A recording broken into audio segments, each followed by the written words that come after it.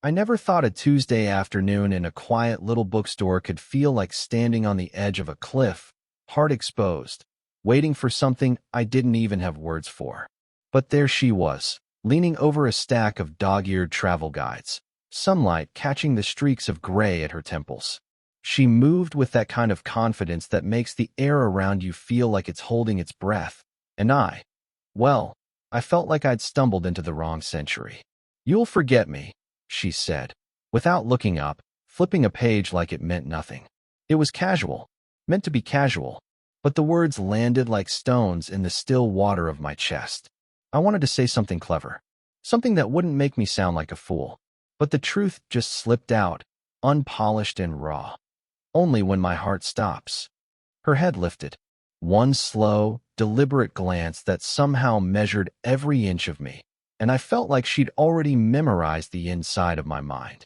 There was a flicker, a quirk of a smile, maybe amused, maybe startled, but she didn't answer. She just tucked a stray strand of hair behind her ear, a small, intimate gesture that somehow pulled me in closer without a word. I kept my distance, mostly because I didn't know if I was allowed to get any closer, and partly because I didn't want to break the moment with something stupid. She had that effect on people. Everything about her suggested layers you could spend lifetimes peeling back, and I was still fumbling with the first one. The shop smelled like old paper and coffee that had gone cold, and there was this quiet rhythm of shuffling feet and soft murmurs from the aisles. I found myself noticing her laugh, a short, slightly husky thing that came when she caught herself dropping a bookmark. And then, she looked at me again. Just a glance, this time longer, holding something I couldn't name but couldn't look away from either. I wanted to reach for the moment, to stretch it out, but I didn't. Instead, I lingered near the end of the aisle, pretending to scan a book I had no intention of buying, just so I could be near her. She adjusted a stack of books, her hands brushing against mine for the briefest fraction of a second, and the electricity of it shot straight through my chest. A tingle I didn't know was possible. She smiled, finally. Not at me, exactly, but it was enough to make my chest tighten. There was something unspoken there, a quiet acknowledgement that we were both walking some invisible line between ordinary and something impossible to define. I wanted to ask her a dozen things all at once, but instead, I swallowed, nodded, and watched her go to the counter to ring up her order. And then, this is the thing that refuses to leave my mind. When she turned back toward me for just a second, her eyes caught mine and lingered. Not long enough to speak, not long enough to even promise anything, but long enough that I swear I felt my heart skip. I don't know if it was recognition, curiosity, or some unspoken understanding.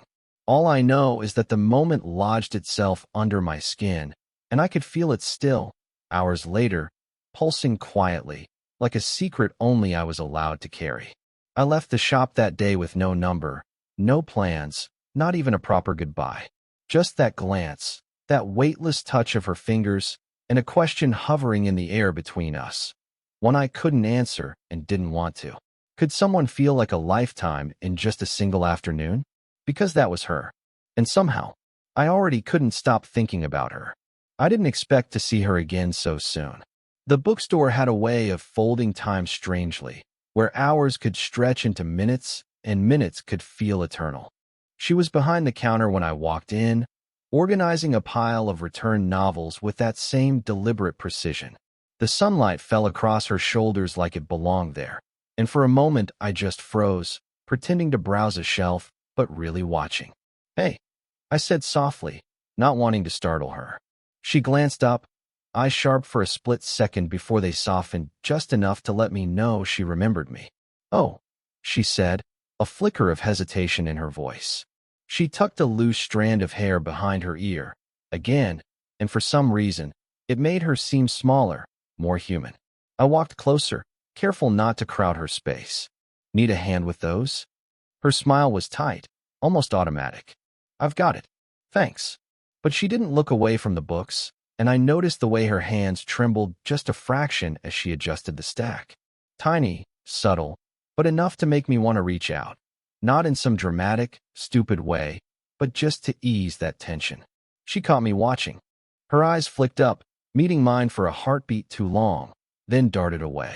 There was a vulnerability there, though she tried hard to mask it. A fatigue, maybe, or something heavier she didn't want to share. I found myself noticing the little things, the calluses on her hands, the way her fingers lingered on the spine of a book, the quiet laugh that escaped her lips when a child knocked over a stack of picture books near the corner. It was brief, unguarded, and it pierced me more than anything she said. "Coffee?" I asked impulsively, gesturing toward the small cafe in the back. Not as a question, really, but a lifeline.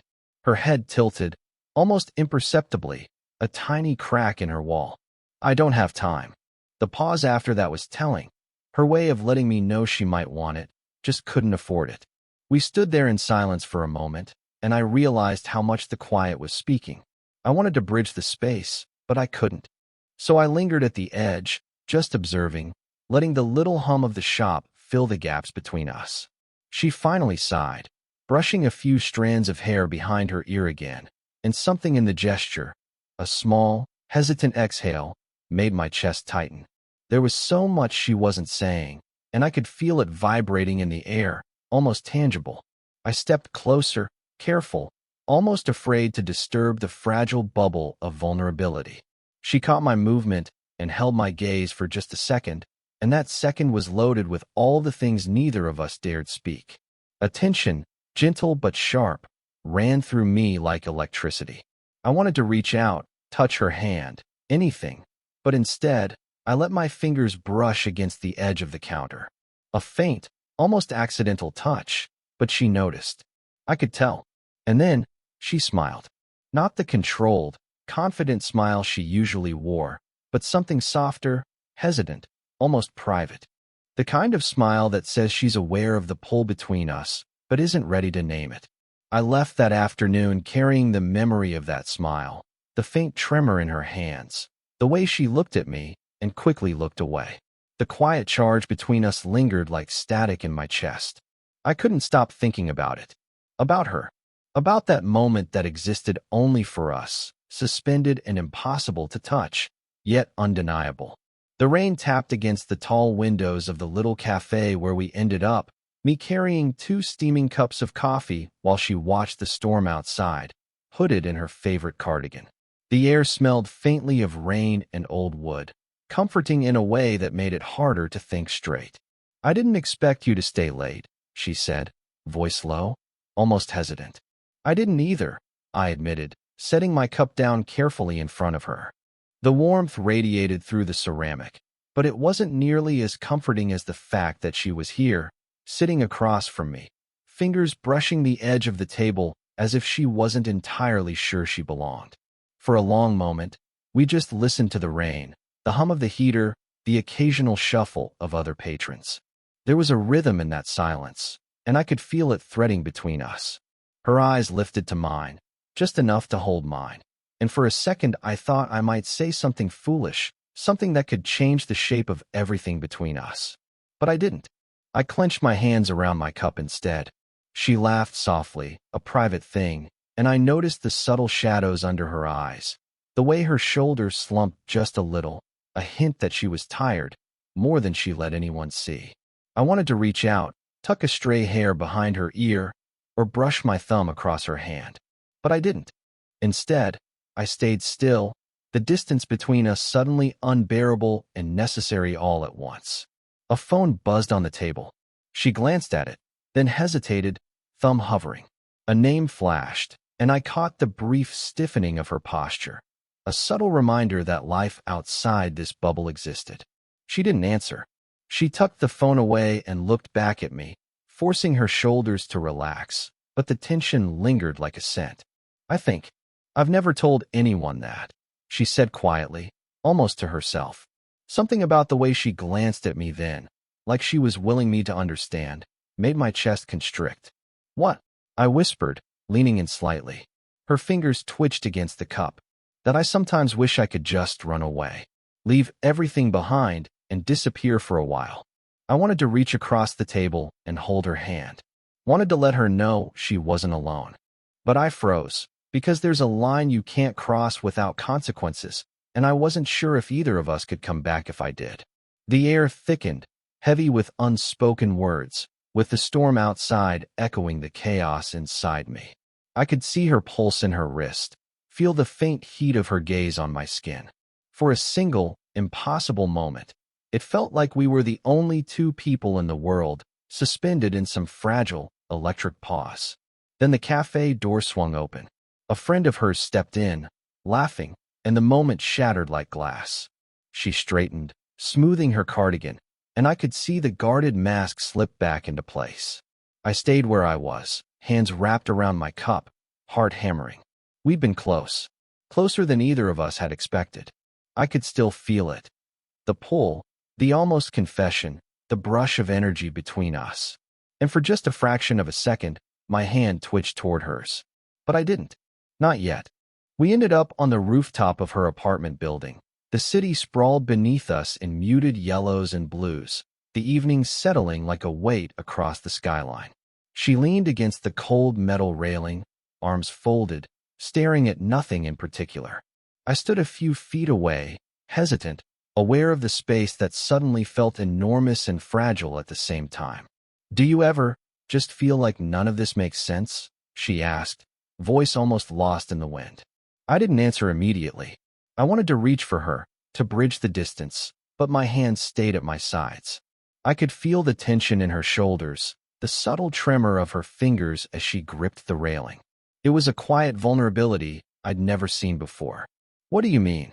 I finally asked, my voice too soft, betraying the ache in my chest. She turned to look at me, really look, and the gaze was sharp but raw, like she was trying to see if I could meet her there. "I mean us. Everything. Why it feels like we're circling something we're not allowed to name. Or maybe it's just me. I don't know." I swallowed, because the truth was, I was thinking the same thing. Every moment with her had been a careful dance around a fire we weren't supposed to touch. And now, here we were, the fire crackling anyway, and no one dared speak. "Maybe we don't have to name it," I said cautiously. "Maybe we just exist in it." She laughed softly, a humorless sound that still made my chest tighten. "Exist in it," she repeated, almost mocking the words, almost as if daring me to take them seriously. Then she looked away again, out at the city, but her voice trembled. "I can't pretend anymore that this is normal. I can't. I feel it too, and it scares me." I stepped a fraction closer, careful, feeling my own pulse thrum like a drum in my ears. "It scares me too," I admitted. The words felt dangerously honest, like stepping off a cliff and hoping she'd catch me. We didn't touch. We didn't need to. The silence itself carried the weight of what we weren't saying. Every blink, every inhale, every subtle shift in her stance spoke louder than any confession ever could. She turned fully toward me, face pale in the fading light. Her eyes were glossy, shimmering with a storm I could feel but couldn't name. "I don't know if I can keep pretending I don't want something I shouldn't," she whispered. And then she did something she almost never did. She let herself be fragile, unguarded, a crack in the armor I'd admired from the first day I saw her. The moment was devastating in its simplicity, the kind of vulnerability that leaves you hollow and aching.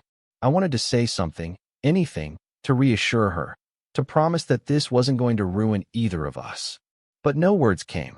All I could do was watch, silent and still, as she turned her gaze back to the city, the quiet between us thrumming with all the things we weren't allowed to say. And then she whispered, almost to herself, almost to me, a line that lodged itself inside me like a splinter I couldn't remove. "I don't even know who I am anymore, if I'm allowed to feel this." I found her in the dim light of the bookstore's back room, crouched by a shelf she hadn't finished shelving yet. The rain from earlier had left the windows streaked, casting blurred reflections across the floor. She looked up when I entered, but her eyes weren't on me. They were on something in her hands. "What is it?" I asked softly, stepping closer but careful not to crowd her. She hesitated, gripping a folded piece of paper like it was both a lifeline and a weight. Her fingers trembled ever so slightly as she unfolded it, revealing a faded photograph and a note scribbled in familiar handwriting. "It's from him," she whispered, voice fragile.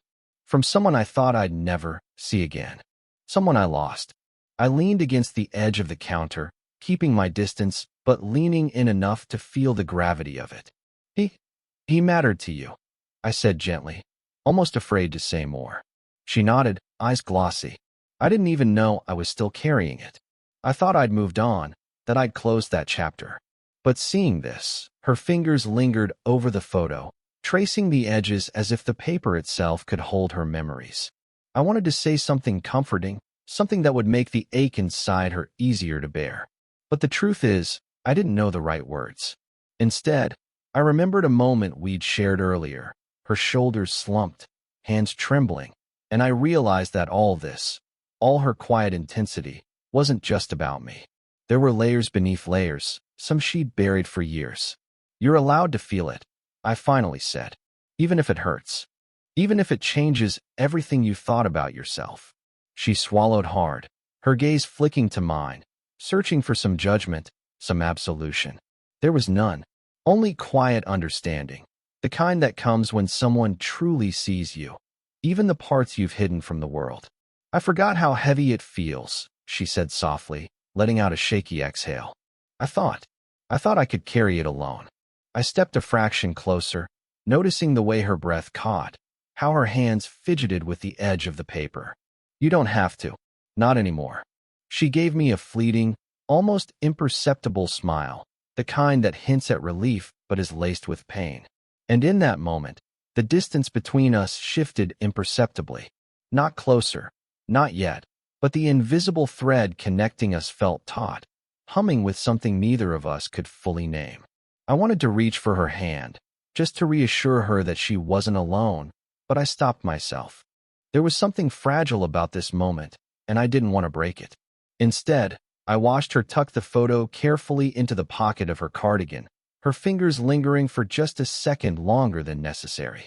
The weight of her past, her loss, her heartbreak, all of it, settled into the space between us like quiet gravity. And then, she looked up, meeting my gaze, and whispered, almost too softly to hear, I don't know if I'm ready to let someone in again.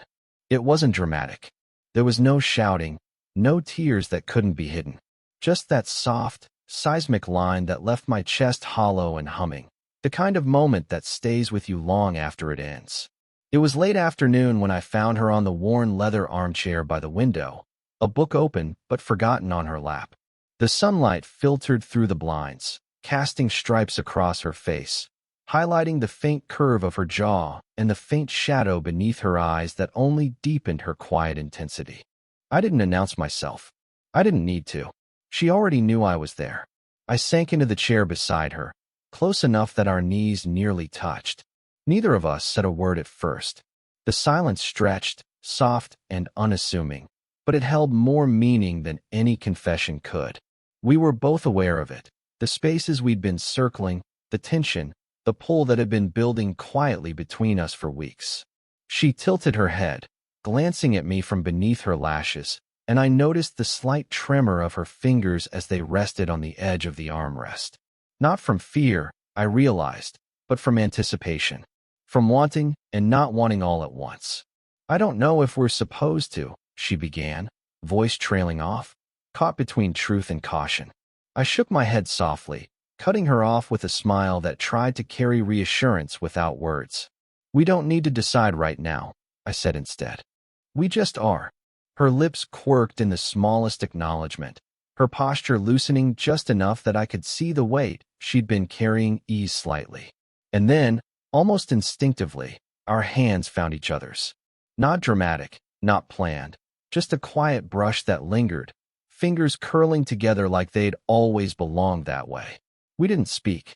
The sun shifted, shadows stretching across the room, marking the slow passage of time. The book on her lap, when ignored. Our connection wasn't about declarations or promises. It was about being there, being present, being seen. And that alone carried more gravity than anything either of us could have said aloud. I felt her exhale, a small, relieved sound, and I knew she understood what I was feeling too, that this was inevitable. That whatever hesitation had existed, whatever past losses had haunted her, had no power in this moment. Only quiet, mutual acknowledgement. Our shoulders touched, just slightly, and it was enough. Enough to make the world outside disappear for a little while. Enough to fill the hollow ache that had been building in me since the first day I saw her. We leaned into the simple reality of being together, and it felt like coming home without ever having left. She rested her head lightly against my shoulder, and I could feel the slow, even rhythm of her breath. My thumb brushed across the back of her hand, tentative, careful, and she didn't pull away. We just stayed like that, letting the silence do all the talking. No fireworks, no sweeping gestures, just a shared space, a quiet understanding, a gentle acknowledgement that this, whatever it was real, and it was ours. And in that stillness, I realized that sometimes love doesn't announce itself with drama or declarations. Sometimes it simply exists, quiet and inevitable, and that is enough. We didn't need to speak again. We didn't need to move. We simply sat there, together, letting the moment settle around us like a soft, final breath. Weeks have passed since that quiet afternoon in the bookstore, the one that started everything, though we didn't know it at the time. I catch myself replaying moments in my head. The way she tilted her head, the faint tremor of her hands, the almost imperceptible brush of her fingers against mine, and it's still enough to make my chest tighten in a way I didn't expect. I've changed. I notice things now, the subtleties in people's expressions, the pauses that hide more than words can say. I've learned that patience isn't just waiting. It's feeling the pull of someone's presence and choosing to stay, even when it scares you. And her? She's softer somehow. Not less sharp, not less herself. But she carries her past differently now, like she finally trusts that someone can see her without breaking under the weight of it.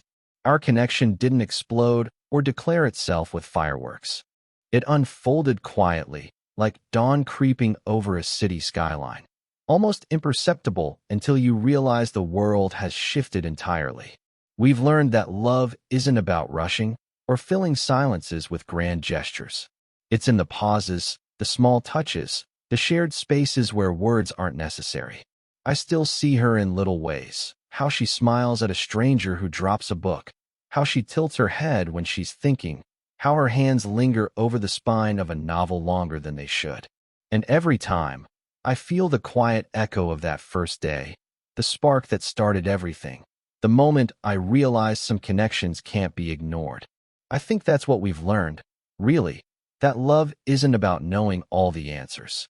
It's about being willing to sit in the uncertainty, to feel the pull without pretending you're immune, to let someone in even when you're afraid of the weight they carry. And when you finally accept it, even quietly, it changes everything. I don't know what the future holds. Maybe we'll have missteps, misunderstandings, moments of doubt, but I do know this. We're here, together, and that alone is enough for now.